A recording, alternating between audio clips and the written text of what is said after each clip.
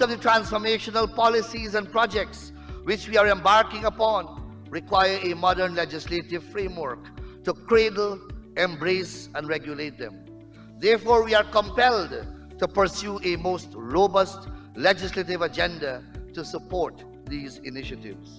Legal affairs upholding public trust and the rule of law. Over the course of the last year, the government made substantial investments in the judiciary, beginning with a new magistrates' court at Vigilance East Coast, Demerara. In December, the transition to an electronic case management system was launched.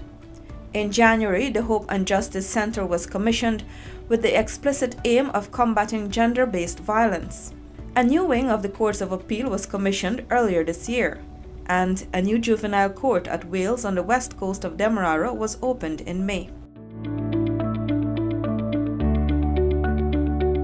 Community leaders and stakeholders were trained in restorative justice. The initiative is part of an effort to change the negative public perceptions of offenders. The passage of the Restorative Justice Act and the creation of a new center in 2023 are part of a comprehensive strategy aimed at reintegrating offenders back into their communities. In July, Guyana hosted over 200 legal and law enforcement professionals from across the Caribbean for the first ever legal conference on criminal justice reform. The government is transforming the legal architecture of Guyana by introducing a number of new bills and has made several constitutional amendments.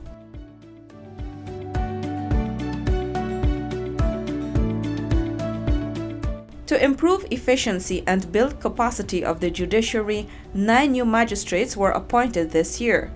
20 members of the Constitutional Reform Commission were appointed. The Constitution Reform Commission Act 2022 outlines some key areas which should be considered for potential reforms. These encompass fundamental rights of citizens, indigenous peoples' rights, rights of children, the eradication of discrimination, enhancement of race relations, promotion of ethnic security and equal opportunity, safeguarding minority rights, electoral reforms, economic, political, and cultural rights, fiduciary responsibility, bolstering integrity in public office, as well as the functioning of the National Assembly and local government. 3 new commissioners of title in the land courts were sworn in.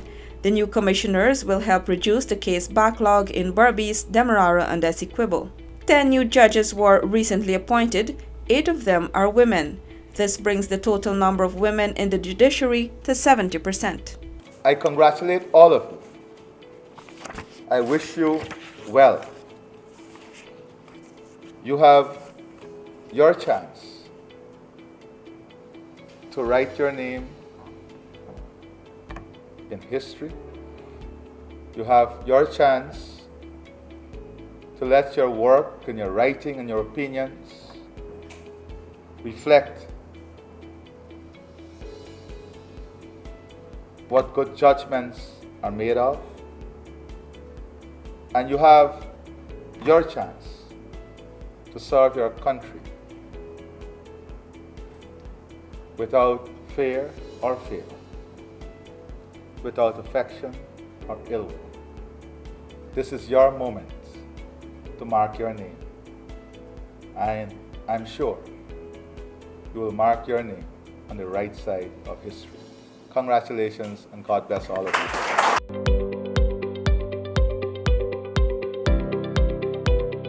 Residents of Mabaruma in Region 1 will soon have their own deeds and commercial registry, which will serve as a central hub for information about property ownership and other business activities. The government of Guyana has stated that residents will no longer be required to travel outside the region to access these essential services. We often speak about bringing government to the people. And what you are part of here is an initiative that is bringing government to the people. What that means is that wherever you are located, the people of our country, you don't necessarily have to travel to Georgetown to get services of the government. The government has committed to deliver those services to you in your locality. And what you are witnessing here is that principle at work. The Journey to Prosperity for All, celebrating the 4th anniversary of the PPPC's government.